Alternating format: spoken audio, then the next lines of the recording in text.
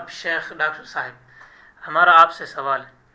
سجادہ نشین کون ہوتا ہے؟ حضرت علامہ پیر ظہیر عباس قادری صاحب، اسلامک و صوفی اسکالر، سجادہ نشین، مرکز قادریہ اسلام آباد۔ اسلام کا پرامن پیغام آگے شیئر کریں اور اپنے لیے صدقہ جاریہ بنائیں۔ جزاک اللہ۔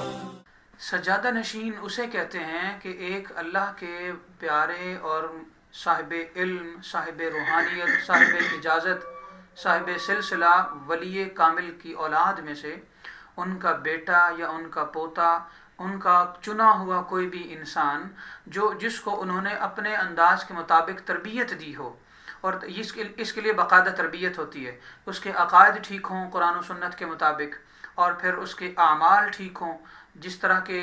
اولیاء کے اعمال ہوتے ہیں اسی طرح اس کا عمل ہو، اور پھر اس کے مطابق آستانے کو چلانے کے لیے جو شرائط ہیں ان شرائط پر وہ ان شرائط کو سمجھتا بھی ہو، اور پھر یعنی وہ شرائط کیا ہوتی ہیں کہ آپ جب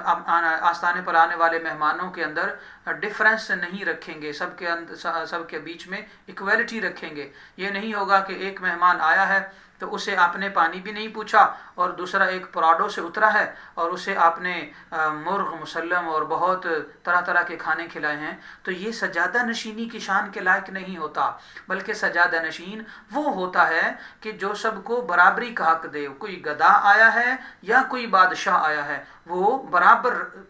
سب کو ایک ہی نظر سے دیکھے، اسے سجادہ نشین کہتے ہیں، اور جو ایسا نہیں کرتا وہ سجادہ نشین کہلوانے کا حقدار نہیں ہے۔ وجہ یہ ہے کہ جو اولیاء کرام ہیں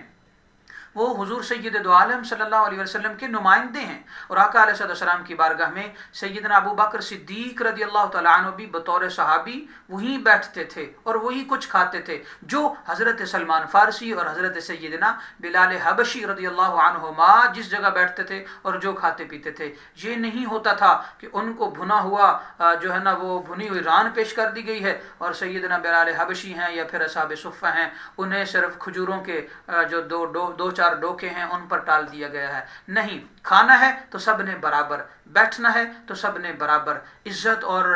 رسپیکٹ ہے تو سب کی برابر۔ ہاں، آستانے پر جو جتنی خدمت زیادہ کرتا ہے، جو جتنی قربانیاں زیادہ دیتا ہے، تو وہ شیخ طریقت کی نظر میں عزت بھی زیادہ پا لیتا ہے۔ ایسا ہونے میں حرج نہیں ہے، مگر جو اصول و ضوابط ہوتے ہیں آستان کے ان کو مد نظر رکھنا ضروری ہے، اور وہ وہی ہے جو آستانہ عالیہ نبویہ مدینہ پاک میں تھا، اسی کے فیض سے پوری دنیا کے اولیاء کے آستانے ہیں، لہٰذا انہیں ان کے مطابق ہی ڈیل کرنے والا اگر صاحب عقل ہو، صاحب شعور ہو، صاحب علم ہو، صاحب عمل ہو، صاحب روحانیت ہو، حتیٰ کہ صاحب اجازت ہو، تو تب جا کر وہ سجادہ نشین بنتا ہے۔ اس میں ایک بات اور بھی میں ایڈ کرتا چلوں، فتاوی رضویہ شریف جلد نمبر 26 کے اندر پیج نمبر 489 ہے، حضرت امام احمد رضا خان رحمۃ اللہ علیہ فرماتے ہیں کہ جو لوگ بغیر اجازت اور خلافت کے سجادہ نشینی پر بیٹھ جاتے ہیں تو ان کی نہ بیعت جائز ہے نہ ان کا فیض جاری ہوتا ہے، حتیٰ کہ جو کوئی ان کی بیعت کرے تو وہ حرام کا ارتکاب کرتا ہے۔ یعنی یوں کہہ لیں کہ جو بغیر اجازت و خلافت کے سجادہ نشین بن جائے تو وہ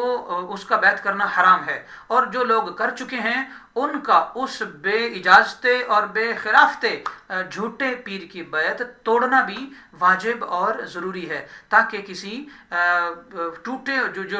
اولیاء کی لڑی سے ٹوٹا ہوا انسان ہے اس کے ہاتھوں میں ہاتھ دے کر کہیں وہ گمراہ کے ہاتھوں میں ہاتھ دے کر گمراہ نہ ہو جائیں۔ تو یہ سجادہ نشینی کی تعریف ہے۔